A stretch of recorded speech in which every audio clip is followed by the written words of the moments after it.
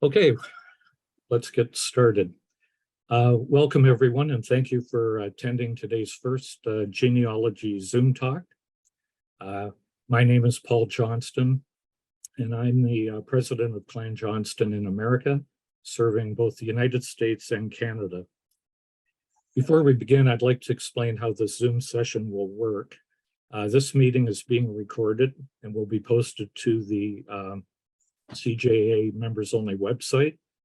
All audience members will be muted and your video will not be shown until the question and answer session following the presentation. If you have a question or comment during the presentation, please use the chat button at the bottom of your screen and address your chat to everyone or to Valerie Answer. Messages will be monitored and answered by text as soon as possible or during the Q&A session. Okay. As you exit the Zoom call, you will be presented with a brief survey. Please take a moment to give us your feedback, and this will help us plan for future genealogy Zoom talks. And should we experience any technical issues during the meeting, we thank you in advance for your patience. Okay, so let's get started. I'm just going to share this screen.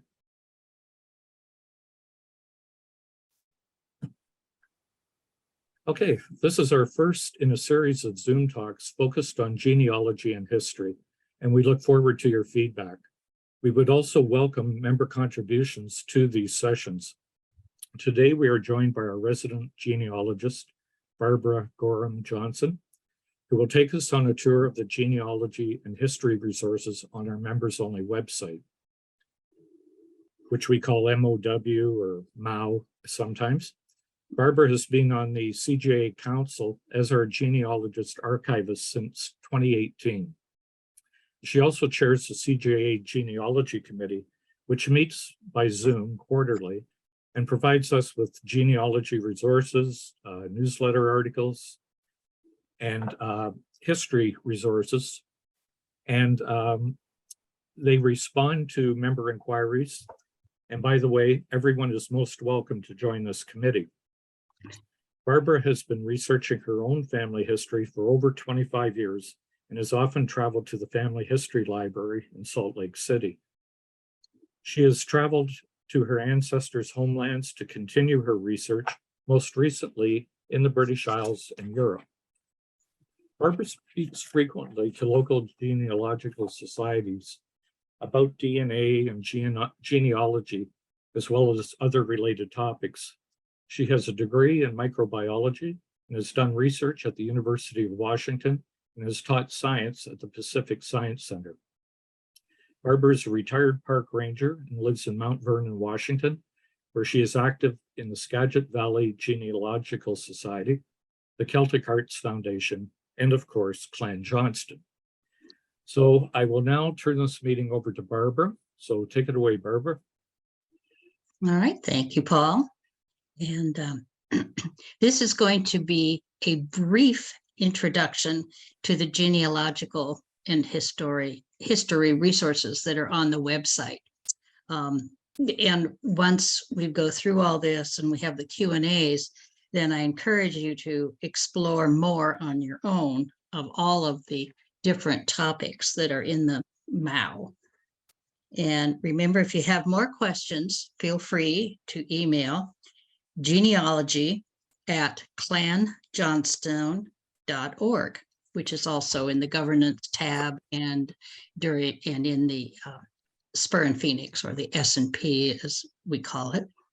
And I'm going to start with going over to resources and clicking on that.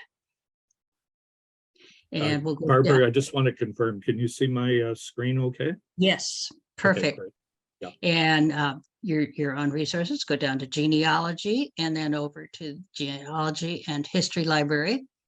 And if you notice, there are 21 documents in this particular tab. And there are 3 pages. So once you scroll down and look at all the pages or all the titles here on the first page, you'll want to then proceed to the second page or the third and see what's there.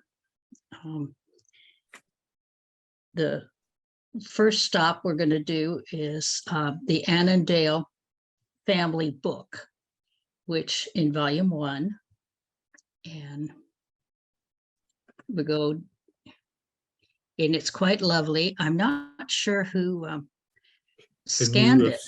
Can you see the book there, Barbara? Yes, it's Okay, perfect. okay. The Griffins rampant and all that. And we'll go, Paul's going to scroll down while I'm chatting to page 12, and we'll take a look at what's on that. But I encourage you to look through it all. A lot of it is blank pages, of course. And then there's a table of contents, so you can go through that. See, here we are. Here is one of our lords from way back in deep, dark history. Just thought we'd take a look at a picture and see what one of our ancestors looks like. And it's the family book, so it should have, and it does, a lot of genealogical information. Then we'll head out to volume 2. Oh, there we go. There's the transfer. So go ahead and take a look at that in your own time.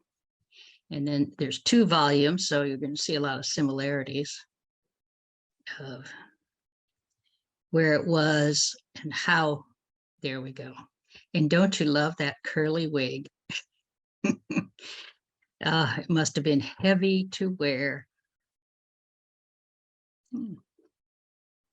And let's scroll down a little bit more and see if we can find table of contents and take a look at that. Oh, there we go. So we've got introduction, royal, state, and official, family, and domestic. Oh my goodness, the chief correspondence. Century of Romance of the Annandale Peerages. Now that sounds like something fun to take a look at, but we'll leave that for later and move on, because again, we want to go through this pretty quickly. And then we're going to go back to resources and genealogy and history library, which we've already done. We want to go to research help. Sorry about that. Yep, there we are, genealogy research. And let's take a look at brick wall strategies. But before we click on that, here's one that's kind of fun right above it. Old disease names frequently found.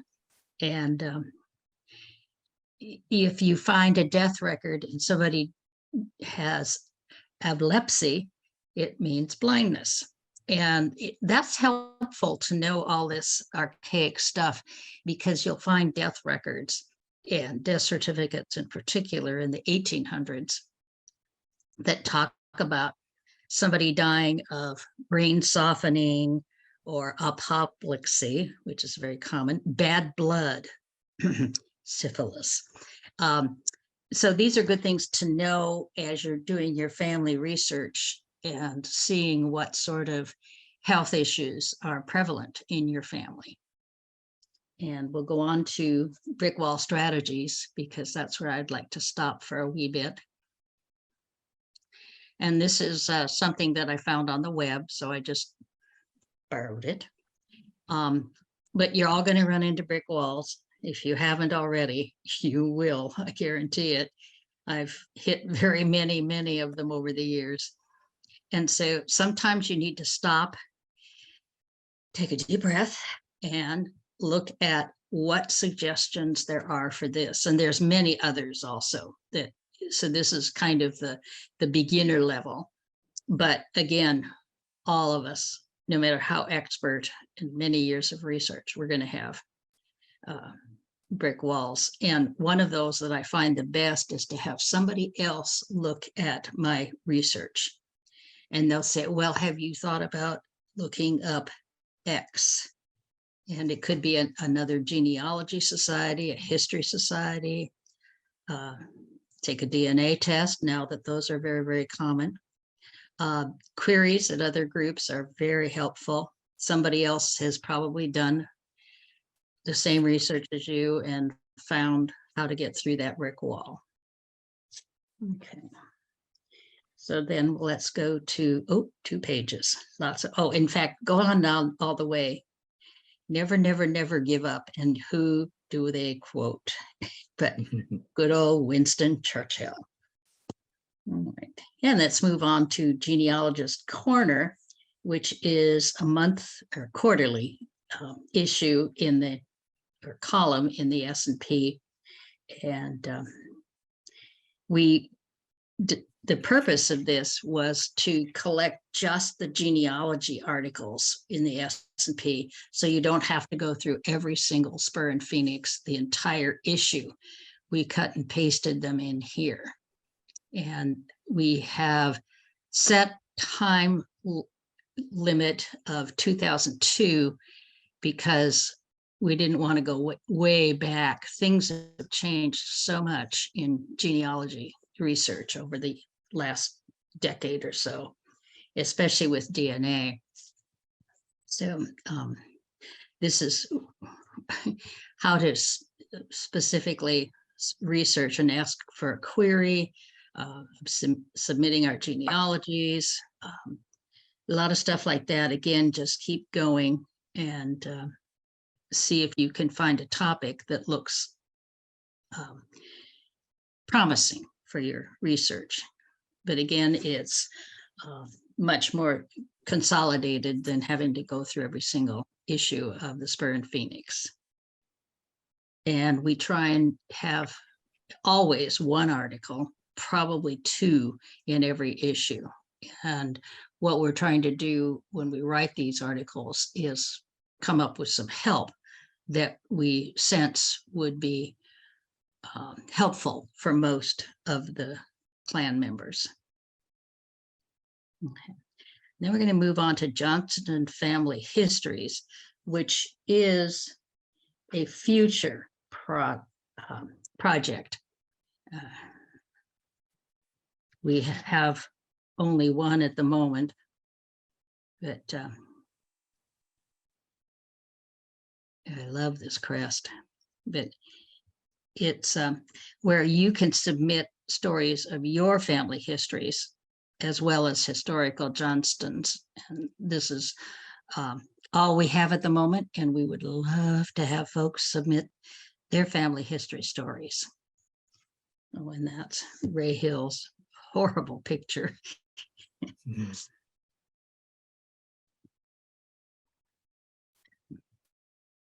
Oh, some very handsome ancestors. Yeah. Again, Okay. some of these older articles, books, whatever, did not stand the test of time very well. This is the lineage, Barbara, that leads right up to our current chief.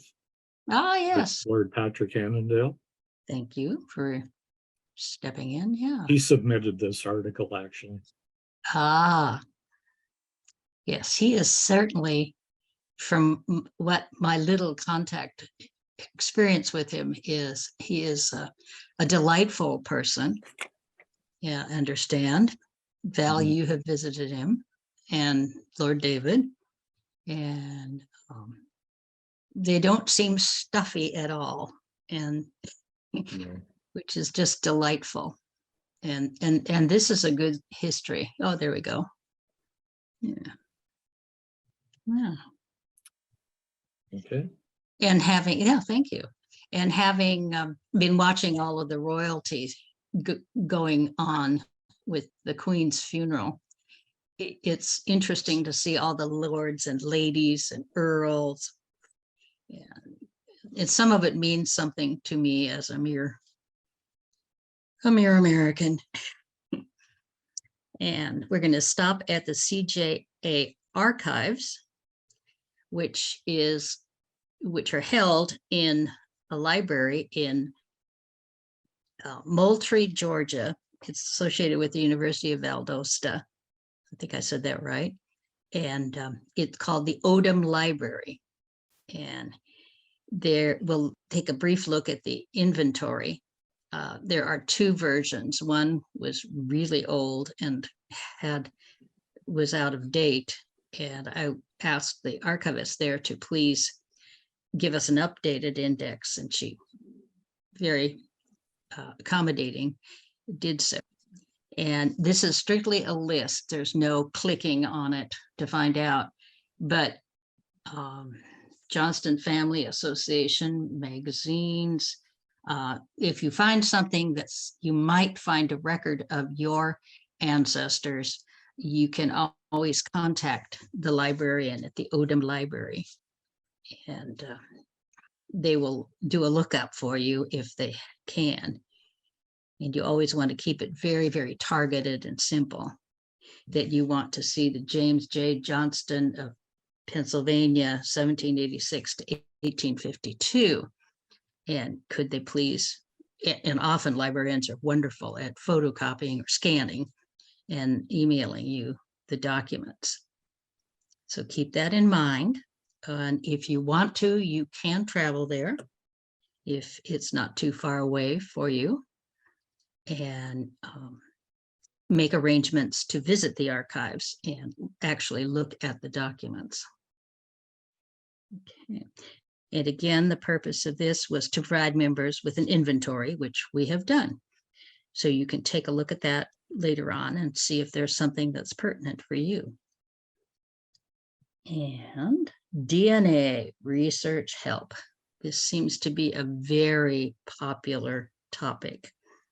When I get emails to the genealogist, it's almost always about, I have this DNA and I've found this information, help me out, what does it mean, etc. And the committee worked really hard at coming up with as many pieces of information as we could, because we wanted to organize all of the DNA articles in one location. And again, there's, oh, Paul, could you scroll up to the, yeah, there are, how many documents? Whoops, back up. Oh, there we go, 15 documents. And if you find something else and you'd like to add it to any of this resource, please send it to me and I will make sure that we get it uploaded if appropriate. And we'd love to have more. So if you find something that isn't here, please let us know. And again, you'll need to look through some of these and take some time reading them, like 4 Ways DNA Painter can help you. Others are, let's see what we got here. Definitions, cell, and I set this up at the high school level just to help folks if you aren't familiar with some of these terms, such as haplogroup. It's a group of people who share the same marker from a distant ancestor. And this is how recombination and haplogroups start. And some of the topics get pretty wonky. But again, I wanted to have information so that folks could try and understand some of the terminology, one of which is centimorgans. And that is something at a graduate level of biochemistry. But the takeaway for centimorgans, and you're going to see that a lot in all your matches of DNA, is like I say, the takeaway is the larger the number of centimorgans you have with a DNA match, the closer you are related. And that's something that you want to, when you're going through 2,000 to 20,000 DNA matches, you want to narrow it down. And so you're going to look for that. But if you could say a warning, this definition is very high level biochemistry. And it is. And I, even with my chemistry background, I had trouble understanding it. Okay. Oh, and by the way, if you have questions, please place them in the chat. If you wait, we'll be asking live, we'll be responding to live questions also. Okay, the Johnston DNA Project and the CJA member pedigrees and GEDCOM files. These are ways that members can share their GEDCOM, which is their entire family tree, or their pedigree, which is your direct line of your ancestors. And these are future projects, places where members can submit their family tree or their pedigree and allow other members to search the database. And again, it's a project, both projects are planning. We're planning on having them available in 2023. That's a question I get a lot is, please, when can I upload my family tree? And I can't wait. Oh, this is a genealogy corner. Oh, and the DNA Ancestor Project. Yes. If you have done a DNA test and you haven't uploaded your raw data to gedmatch.com, please do so, because what we want is for you to join this. And in this article is in the,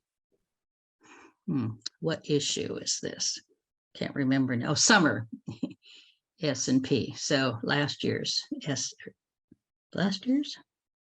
Anyway, email. Let's see. It's been so long since I've written this. Okay, here we go.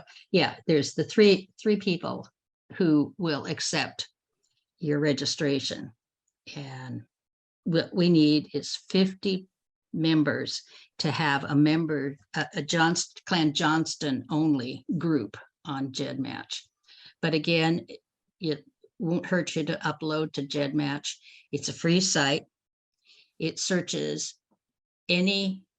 all of the databases from all the various DNA tests, such as Ancestry.com, 23andMe, Family Tree DNA, MyHeritage, which are the big four. And if you've tested at any of those, you upload your information to GEDmatch, and their search engine will go through, and they may find you have a cousin. You'd say you tested with Ancestry. They may find you have a cousin who tested with Family Tree DNA. You would never have been able to find them without that search engine. It's a very powerful search engine. So it's benefits you whether or not you join our Clan Johnston group. And I think we're ready to move on to history. And the idea was to try and find as much information as possible about Scottish history and Clan Johnston history. And so let's stop on the main page. Oh, yes. And some of the, let's scroll back up and see how many documents we have here. 13, so that's a goodly amount. And if you have never read or heard the Toast to a Haggis, it's quite amusing. And then the Auld Lang Syne lyrics, which, quote, everybody knows because that's what we sing on New Year's. Both have written by Bobby Burns. And oh, yes, and this is one that's interesting. I did not know this till I read this article about Clan Johnston and the Crusades, but Megan Riley, one of our committee members and a published author, found this information and wrote it up about coming through Annan, which is sort of the family, or the clan homeland. There's all sorts of statues commemorating Robert the Bruce and the Crusades. And the Johnstons were certainly fighting arm in arm with Robert the Bruce. So that's a fun little article to read. And I like her tagline about if you watch a movie about the Crusades, you may just be able to find one of our ancestors, an actor portraying one of our ancestors. Border Reivers, yes, we like to claim that we're one of the fiercest Border Reiver clans in Scotland, along the borders. A Reiver is a polite name for cattle rustler. And there were a lot of feuds that went on. Most famous was the Maxwells and the Johnstons. And I'll let you read that at your leisure. But it was a messy, horrible, cruel. Well, it's a war, so there was quite a battle. And the good news is the Johnstons won, so spoiler alert. And oh yes, and there's another book that's about all of Border Reivers, not just the Johnstons, called Steel Bonnets. And this is an example of steel bonnets, which is what the warriors wore when they went to battle. And the map, yes. And if you've been to Highland Games, this is frequently on display. It's all of the different clans. And if you find one clan membership, Johnston, obviously, in this case, you might also find that I have Care, I have Forrester, Elliott, Armstrong. When you start going back and you get into multi-generational, you got 2 parents, 4 grandparents, 8 great-grandparents back, and pretty soon you have many grandparents. And so you're going to find all the divergent lines. So again, interesting. Dumfries. Take some time to look that over. I'm a map lover, so I enjoy looking at maps. And okay. Oh, and there are 2 branches of the Johnston clan. There's the Annandale clan, which is around Lockerbie, if you're familiar with that area, but it's on the west side of the borders. And on the east side is Cascabeen, which is the other clan. And that is under, Annandale Clan Johnston. And there's a lovely picture. Lord David. Yeah. Let's go ahead and see what that picture foretells. And in the middle are the Ensors, Valerie and her husband Chris, who were visiting. And Chris is holding up a Johnston hat. And on the far left is Lord David, the heir apparent to the lordship. And on the right is Lord Patrick, who is the current lord.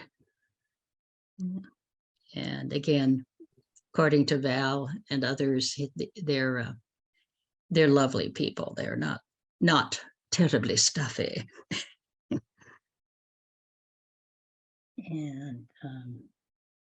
And then the Cascabeens, and there's some photos, and then some articles. At one point, I came into the possession of a large book that had the history, and it is now at the Odom Library. It didn't seem to make much sense for it to be in my closet in my house. But again, take a look at the contents, and if you see something that looks like, that could be one of my ancestors, contact the Odom Library. And I didn't scan the entire book. It was several hundred pages, and it's a very large book. But again, there's another resource. And again, contact the librarians at the Odom Library and see if they can scan the documents for you. Okay. And again, all of this is to be in one place, so that you don't have to go all over. We tried to keep it. And then this is Scottish Places, which we'll see. Lockwood Tower was the original, presumably, Paul, the original castle. Yes, one of the very early castles. Yes. However, it's no longer accessible. It is in ruins. In fact, it is cordoned off and very dangerous, so no one is allowed near it. There's talk of and planning to restore it, and we do have a model of the Lockwood Tower.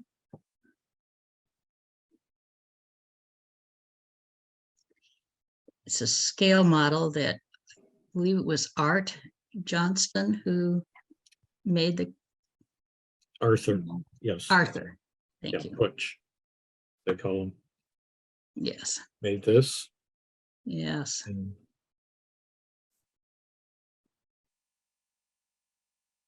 Oh, yeah. So that's what it used to look like way back. Yeah.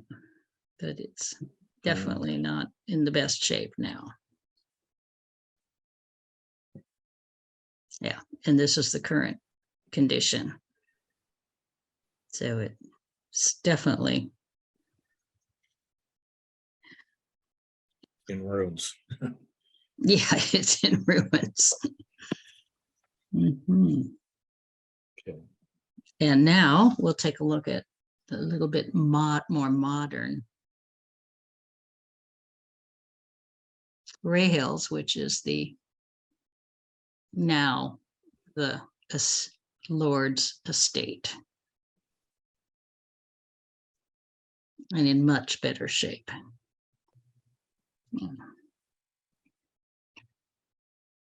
And it is private land, not open to the public. But it is lovely. All the trees, the little pond. Mm.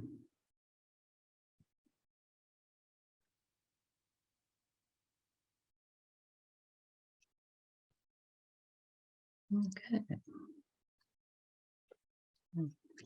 And I thought, wow, this is a beautiful estate. If it's not open to the public, as many royals have, or I guess they're royalty, lords, and have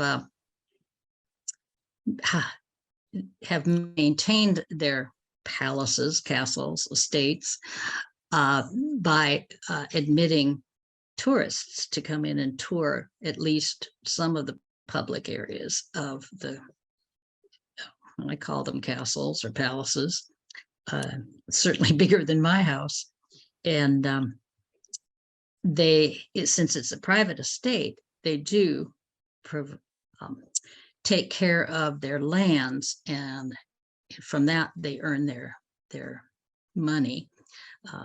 They have tenant farms, and so those folks are paying rent, or at least the Johnstons are obtaining funding from that. They have forest lands, and pre-COVID they had events, weddings, banquets, etc., which they stopped during COVID and have not taken it up again. But they are. Oh, go ahead. One point to add there, Barbara. If you get permission from the Annandale Estate Office, they will allow you to walk on the grounds, not in the house, but you have to have permission from the Annandale Estate Office. Which I believe is in Lockerbie?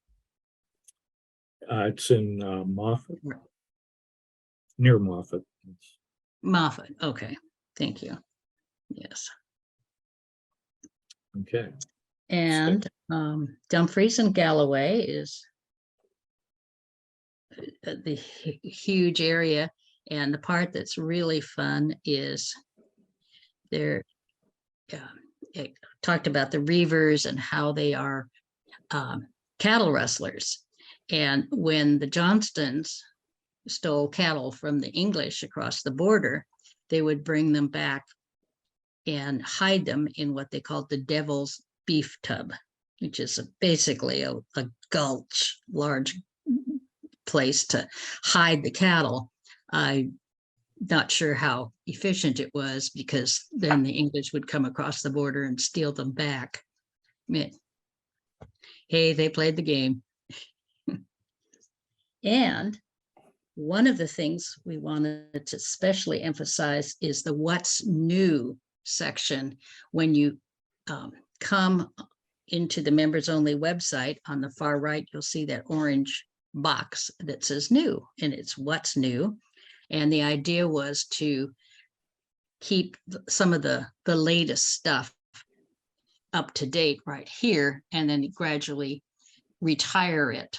But that way you don't have to go through the entire website. So you can see just the latest articles that we have, the latest spur in Phoenix, some of the particular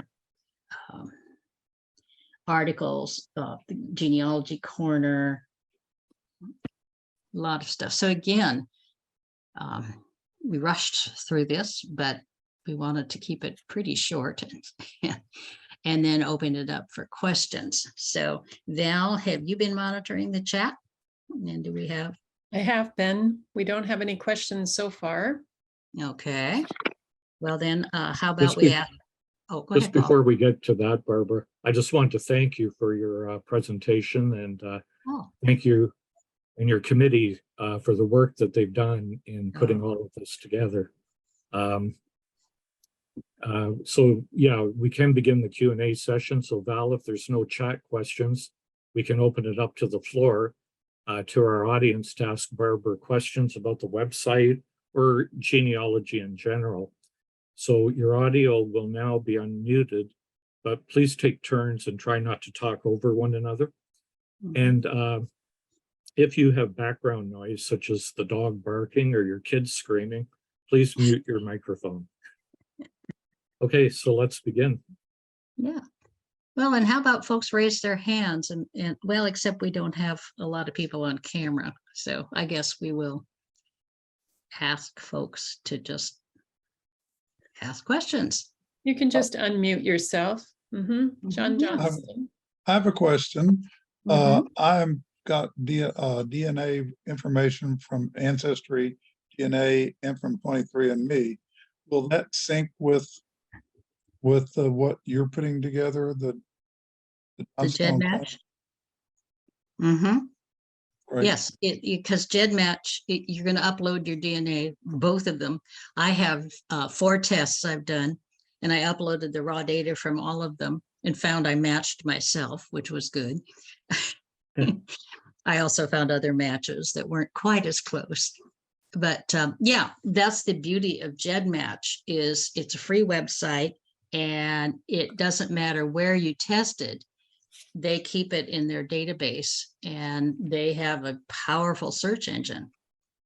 So if you uploaded both your Ancestry and did you say 23andMe?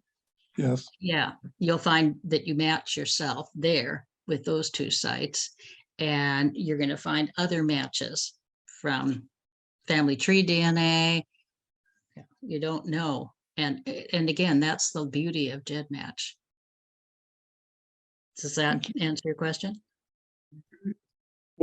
And I guess I just need to study the website and see how I Yeah. upload. I'll Yeah. work on that. Yeah, and it's very easy to upload your raw DNA to the site there, and then you get you have to follow some of the directions, but they're quite easy. And it's Yeah. pretty straightforward. Yeah. And the other project we have too is it's called the JJJ project. I think it's on Family Search. Family tree DNA. Then, yeah, so there's a Johnson project there. So you can upload your DNA there as well and have it searched or compared in 2 different projects. Mhm. The JJJ project is Y-DNA only. So it's guys only.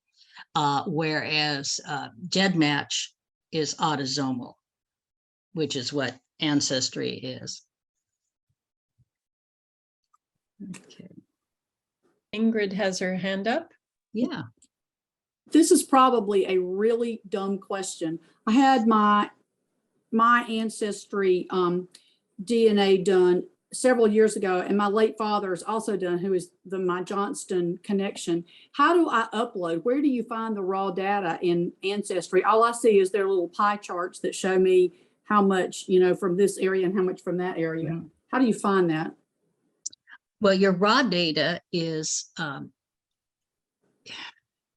best way to do it is to go log into Ancestry, and then under DNA tab, you want or just go to the help support, I think it's called in Ancestry, but the help section, and you have your choice how to download my raw data. And it's you just follow the steps, and then you have it on your laptop or your computer, and you want to save it in a little corner labeled my Ancestry raw data. Then you can go to GEDmatch and upload that raw data, and they'll take you through step by step. Okay. Thank you. I hit support or help or whatever on almost every site I ever go to, because I can find it confusing. So it's not a dumb question at all. I have a couple. You clarified that GEDCOM or GEDmatch is autosomal. How many people do we have from Clan Johnstone right now? Because you said you were looking to get a group of 50. So how many people do we have right now in there? I haven't looked recently. We haven't had enough. So No. please, if you've We probably have less than 10, less than 5. yeah.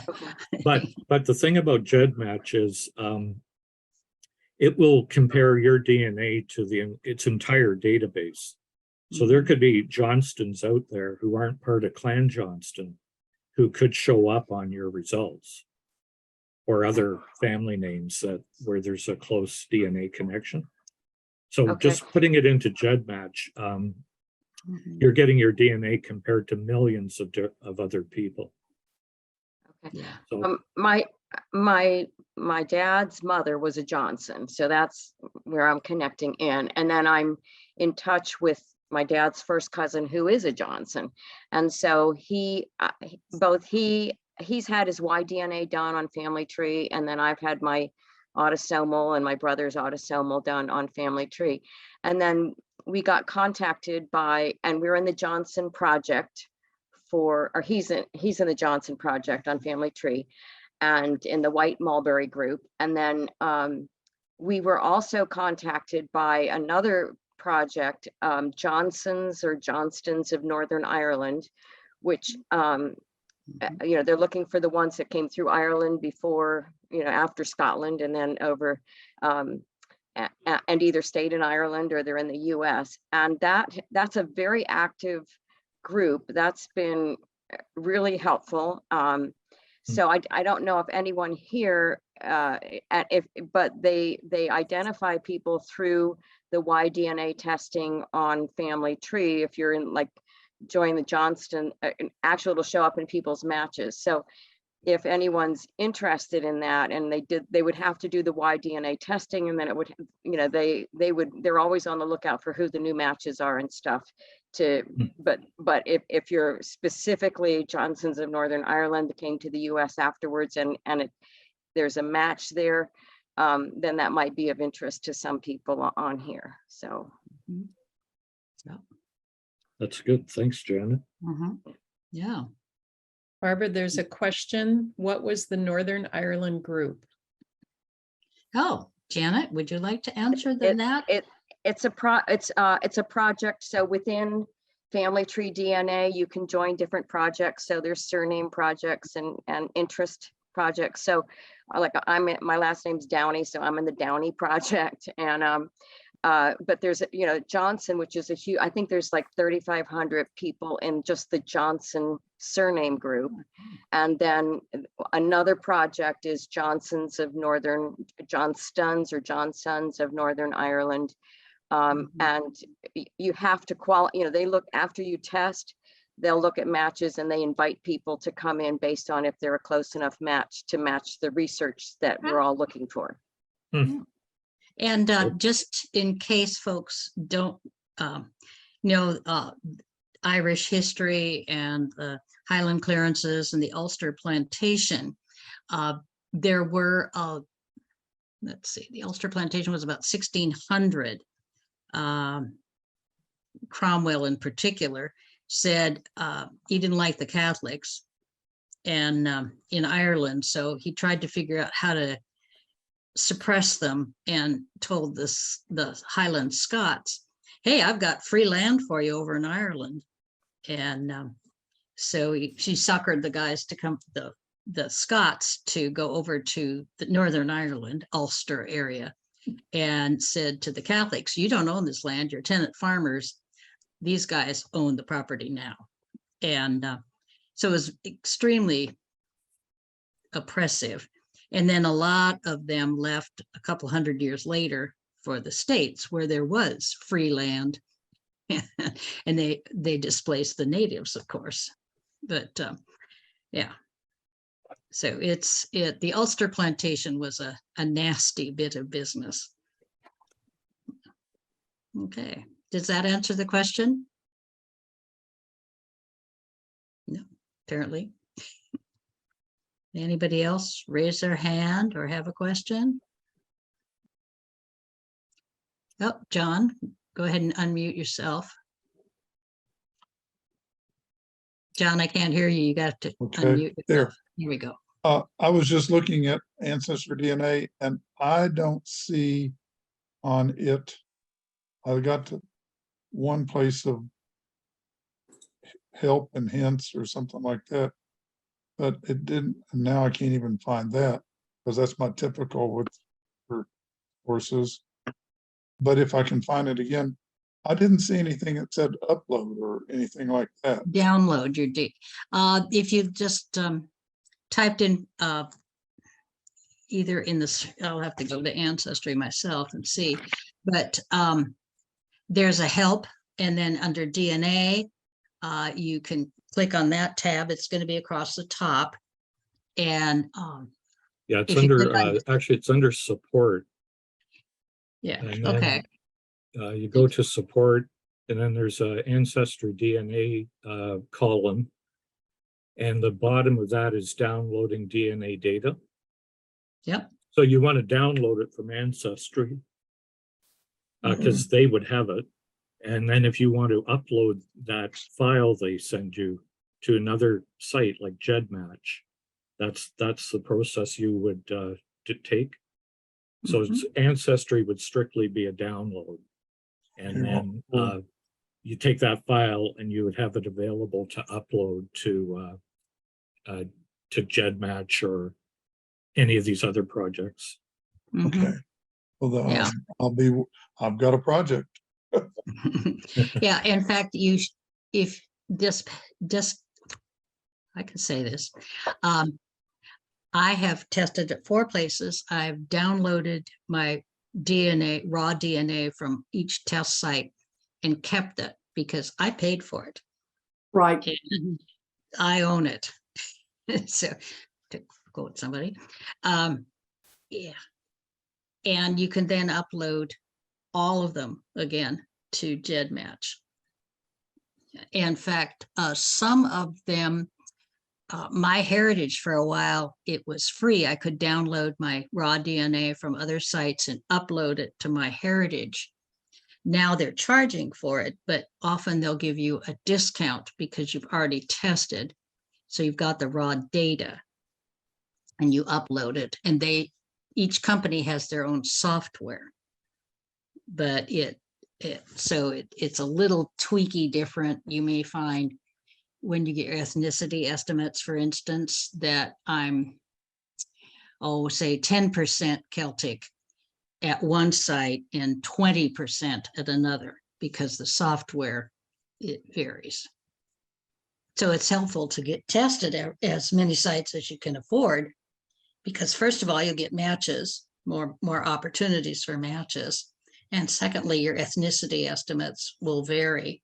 And now I found that over the years, as more and more people have tested, my Celtic DNA has pretty much evened out at about 28% at all 4 sites. So I guess I'm Celtic. A wee bit. Barbara, Ingrid has another question. Yes, go ahead, Ingrid. Is there anybody, and I did navigate through to the DNA thing on Ancestry, and it tells me that it is working on it and it will be sending me an email, and I guess in a little bit to so that I'll have that file. So I did successfully do that somehow. Not exactly sure how I did it, but is there anybody in this group? I have got my grandmother was a Johnston, and she died at age 100 in 2011. I so wish I had gotten more information from her. But my great-great-grandfather, I cannot find any records of him anywhere. He supposedly died in 1865 and lived in Mecklenburg County, North Carolina. Is there anybody associated with this site who is, I can't find a relative who will help me or who is interested in this, in looking, and I have beat my head against a wall trying to figure this out. Is there anybody on this site or who works with it who would be happy just to take a look at somebody like this and just see if there's anywhere they can find him? I am in DAR and a number of lineage societies, and this total roadblock with Johnston blocks me off from anybody, associated with that. And I would really love to have some work done on that. Is there anybody who does anything like that just out of the goodness of their hearts? Go ahead. Lou, do you have That's my husband. He's sitting right here. I'm the genealogist of the family. I live in Greensboro, North Carolina, and I've done a bunch of stuff on. I'm the clan genealogist for Clan Leslie. Anyway, but I've done a bunch of work with Mecklenburg County. I would be happy to help you. There you go. In the chat room, exchange emails. Okay.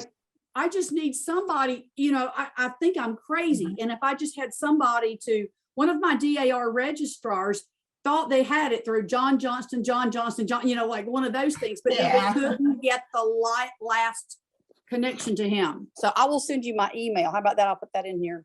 Okay.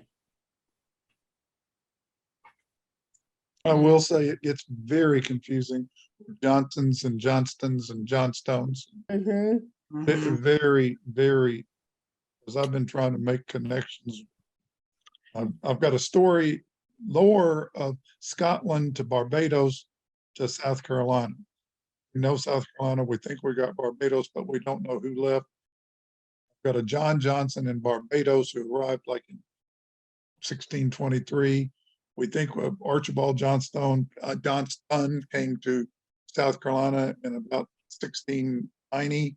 But I can't find it anywhere, because I hired I think a reputable genealogist, Hugh Peskett, 20 years ago, and he must be dead now, but he only gave me stuff I already knew. So I don't know. It's good business. I think if you should, like I found, you really have to check multiple spellings, because I found ancestors who I know. Yep. I have a connection to, but the name will be spelt differently. And I think that's because back in the day, people weren't very literate.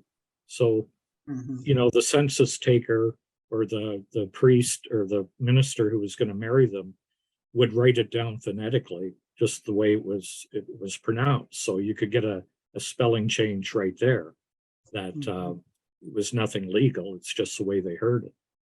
Yeah. Remember, dictionaries were not invented till the 1700s. Or So- spell check. Yeah, no We spell can check. mess things up too. Which, yeah, that can be a challenge. Barbara, Um, there's a question from Michael Johnston. Have you Yeah. found anything in Wilkes County? Right. And he says, I live in Randolph, Colorado, and then said NC. So I'm not familiar with those areas. So I'm not sure if that means North Carolina instead.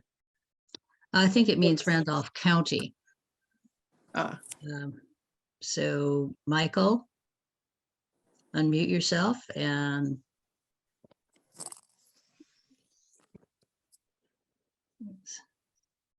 Randolph County. I apologize. I was trying to figure out how to unmute. oh, that's okay. But Okay. yeah, I'm in Randolph County. But my family migrated from Wilkes County Mhm. to Guilford and Randolph in the early part of the 1900s. So who was it from Greensboro? Yeah. Me. Ingrid, was that you or? That was me. Lou. Ingrid's that's a Lou family Johnson's name. wife, Chris. I live in South Carolina, but I have a lot of relatives from Wilkes County, but they are not, I don't have any Johnston relatives from Wilkes County. I see Unfortunately. Susie- I see I'm actually Susie going through Floyd's a- hand up. Are you answering? You responding to Michael? Me. I will say, there is a book called Inner Life of Empires, which is about the Johnstone clan, but according to the Earl, as I did communicate with him about 20 years ago, he said, that's not us. And that was the last royal governor of North Carolina was Gabriel Johnston, or what I think Johnston County is named. And the last royal governor of English Florida was George Johnstone. But apparently, so there's these North Carolina, and I'm South Carolina, and apparently no place else except South Carolina, but apparently not closely kin, even back then, to the North Carolina Johnston. And that was Johnston. It's very, very, very confusing. Mhm. And keep in mind that along the Appalachians, those are all probably Ulster Scots or Scots Irish is the more common term used for them. So keeping that in mind, all along that mountain range, there's a lot of Scots that are part Irish. So, and Susie Floyd had her hand up. Do you have a question or a response to Michael? I was just wondering if any of you all use, had it, I laid it back down, let me find it again, WikiTree or Family Search. Mhm. This is what, I believe this was on WikiTree. And this is what you can get. It shows, this was my great grandfather. And it shows all of his children and their spouses. And it goes down to my great grandmother. And then her spouse, who was I have to figure it all up. But anyway, this is what you can get on WikiTree. And then you can go into these and find their parents. You can go through this and get a lot of information on each person. But if you are not using WikiTree, it's free. And Family Search is connected with Ancestry, but it's a little bit more in depth. But if you're not familiar with WikiTree and Family Search, they're two good websites, and they're both free. Mhm. Caution though.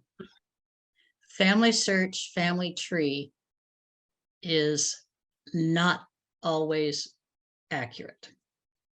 All right. So this is people WikiTree. put I'm up talking about stuff and WikiTree. I've had matches and I have documentation that is totally wrong. So do Are be you talking careful. about It's a good WikiTree place or to Family start. Are you Pardon? talking about WikiTree or Family No, I'm Tree? talking about Family Search, Family Tree. And WikiTree, I'm It's not familiar Wiki. with. WikiTree. WikiTree, okay. WikiTree, WIKTR. I know what a wiki is.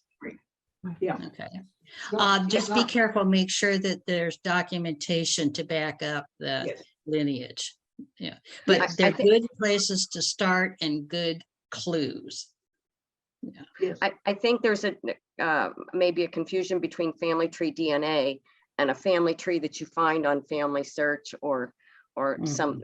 So one is a DNA testing company and the other one is you can find family trees on Wiki and Ancestry and other places. And just, Right. I have a John Johnson that I'm researching, and I've found him. I mean, supposedly, I have a death certificate, born in Pennsylvania around 1760, died Pike County, Kentucky, 1850, Revolutionary War, 1777, Burke County. Those are solid.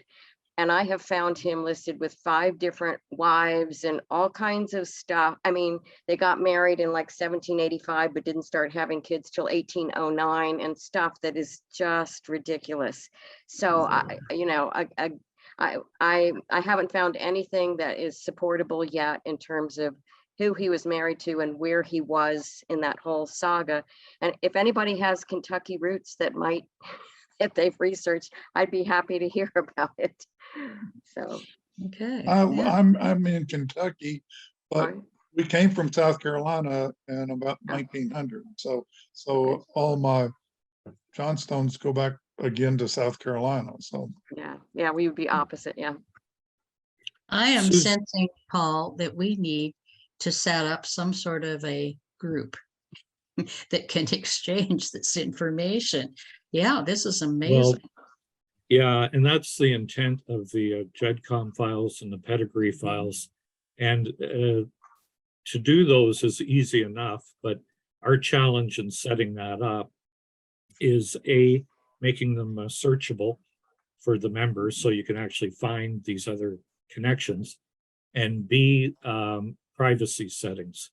Our system has to have a way of allowing you to say, I want my information to be private, and where others can be open to other members. So those are kind of a couple of the challenges in getting this set up. So that's kind of one of the places where we would be able to form groups in those. So Yeah. Doug, you had a question, you're muted. There we There you go. So my 6th gen was an Ulster Scot, ended up in central New York. I was just wondering, is there a list of the Scots that were sent to Ireland by King James or whoever back in 1600 or so? Because there's that 200-year gap. That's my stop right there. I don't know of a familiar. specific group, but a great site I have used is called Ireland Reaching Out. It's a free site and it's volunteers in Ireland who are genealogists, and you can email them and say, here's what I've got. Here's the data I have. And here's my question. And I had, this was not a Johnston, it was a Smith. And I sent a query, and within a week, they said, well, we have 2 Sarah Smiths who were baptized in these 2 parishes in Ulster. And so I looked them up and bingo, found them out. So and it was free. So. And my other suggestion, if you know for sure you come out of Northern Ireland, if you get your DNA test, your Y-DNA tested on Family Tree DNA, then you would most likely be eligible to join the Johnsons of Northern Ireland. And it's a very active group. They look at centimorgans, they analyze the Y-DNA results. They've got people that live in Northern Ireland that are researching actively there. So I would open up resources to you, so.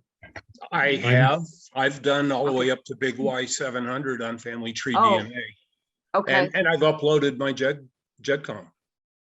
Interesting. Do you have a GEDCOM number? Because I can ask them to double check, and then if they think it's a match, you would be invited. I probably do somewhere. I have to find it. Okay. I'm definitely going to check that out, Janet. I have 21% Irish in my ethnicity estimate, so I'm definitely going to check that out. Yeah, and most of them I think came from Scotland. It's back to the border reivers, the Scottish that were in the plantations. So they're looking heavily at the Ulster. Fermanagh was a place that a lot of them went, and that's research I haven't gotten to yet. I'm still drowning in the U.S., but there's people there actively working on all of that. So Great. Okay, could I say something about Northern Ireland, please? Sure. It's Lou Johnson. Oh, okay. Sorry about that. My husband and I just got back from Northern Ireland about a month ago. And there's a resource in Ireland. It's called PRONI, Public Records of Northern Ireland. And it is a place to go. Lou and I wrote an article. We sent it for publication for your newsletter. But PRONI is amazing. They have all kinds of records. It's basically free. You can access some of it online, right?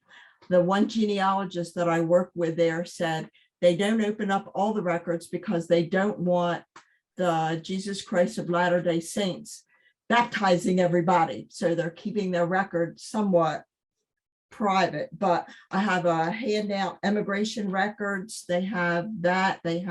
You can send a query to an inquiry to the PRONI offices, and they will do research for you. I have all kinds of handouts. Well, you can't see it. Okay. About wills and probates, about the 18th, 19th century, cemetery records. But anyway, all of the sites are listed in the article that we sent in. So just wait, who did you send it to, Lou? If you could share that with us, Lou, that would be great. If you could send that to Barbara. And share it, we would we'd be able to post it on the website. If anybody has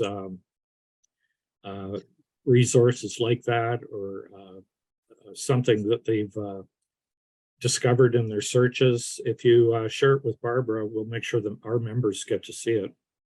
Oh, and Barbara's genealogy at clanjohnstone.org. There's one other resource. Oops, there's a lady. I just want a named, quick go time ahead. check. We've gone, we're about 8 minutes past 5 Eastern. So we've gone over our planned time. Now I'm happy to continue if there's interest, and Barbara, I'll leave that up to you to. Yeah, no, that's fine. But I had noticed that we have, this group is really chatty, which is great. And there's lots of information to share. I was just going to put out there that there's a lady named Donna Moti. So it's Donna and then Moughty, and she has a genealogy website, but she does a study trip, and she said probably this next year in 2023 will be her last one, but she takes people to Dublin and gets them into the resources like you were talking about, PRONI. And so she takes them there, you stay in a hotel, and she knows all those resources. So she, kind of guides you getting into that for like a week. And then the week after that, or the 10 days after that, she goes to, it's Belfast or wherever you go for Northern Ireland, and does the same thing with the resources and the libraries there. So I'm planning on doing that in 2023, but it's, because I want an intro to the places. And then once I go once and somebody introduces me, then I think I'll be able to go do that on my own. But I'm excited about having a person guide me and show me what the resources are and where to go. So it's the last name is Mougghty. Okay, thank you, Janet.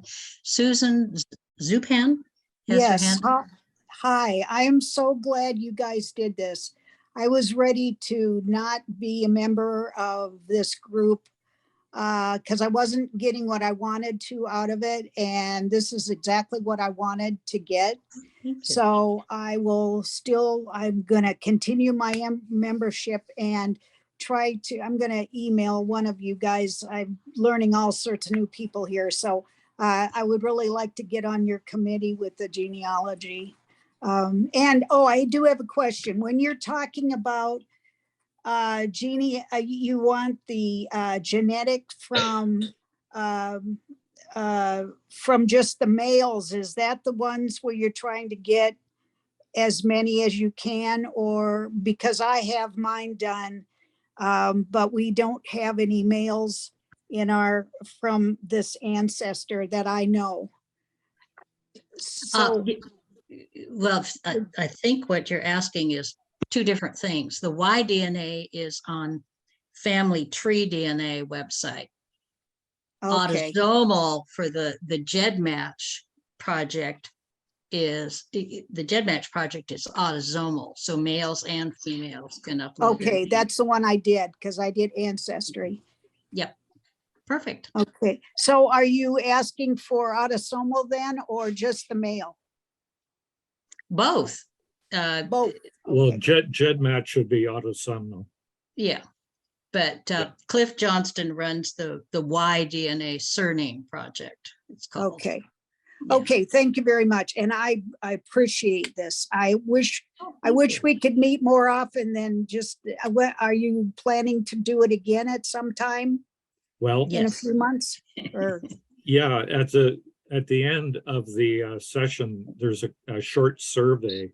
When you Okay. sign off of Zoom, there's a short survey. And so if everybody could complete that, it asks questions like that, what topics you'd like to see covered. There's a space in there where you can send us notes about what you'd like to see, or if you'd like to do this more often. So please complete that survey, and then we'll be able to follow up accordingly. There's one more person with their hand up. It's Johnny. Yeah, this is really kind of comical. The roots of my Johnston in Hamilton County, Ohio, all the family history books say that he was brought over here by the British to fight against the colony, the colonists, and that he deserted and went down to fight with Washington. Now, is there any truth to that kind of thing, that he might have been kidnapped and brought over here, or how would I find out? He was only like 13 or 14 when he came. It's just kind of a wild story. yeah. Well, I don't know. again, I know he was from Dumfries. He was one of the Annandale Johnston. So I can look at a lot of your books you have on there and see if there's any kind of clue to a person that age. But it just seems so unusual that he would have, had that kind of beginning. But who knows? but yeah, as to Revolutionary War and fighting, there are military records, so you might. I tried briefly, but there's probably a more, elaborate system. I have that Fold 3 or whatever, but I haven't found anything yet. But I haven't really pursued it that heavily. And the But I have DAR has a memory. pretty complete website, so check the DAR website, see if there's any information. Okay. And trying to remember it now, I'm drawing a blank, but there's a Revolutionary War records site also. I'm sure there are more than we want. Yeah. Okay. Sometimes there's an information overload. Ingrid, you have your hand up? Or just Ingrid has one more thing. She has already, just during this call, successfully uploaded her DNA test results to GEDmatch. Oh, Whatever. Yeah. Yeah. So it does work. ah, Thank you. wow. And thank y'all for helping me. Yeah, and if you're So ready to drop out, you certainly may. You don't have to stay. If you want Yeah. to, Paul and I will stay and help answer Yeah, questions. I think we have time for a couple more questions, Barbara, and then we should probably wrap this session up. Oh, And we'll yeah. plan for another one in the not too distant future. Mhm. Yeah. I thank you all very much for Thank coming. you. and Thank you asking very, very questions. much. That was great. Thank you. Yes. Well, you explore shared a lot of good information, everybody. Mhm. Any other questions? All right. Okay, if guess- there's no other questions, I would say that concludes our Zoom talk for today. And thanks again, Barbara, for your time and your insight. And Val, thank you for helping organize and manage this meeting. And thanks to all of our audience members for your questions and for your attendance today. So please remember to complete the survey as you exit the Zoom session and watch for the recording of this meeting to be posted on the members only website. Mhm. So we look forward to seeing you again at our next Zoom talk, and thank you.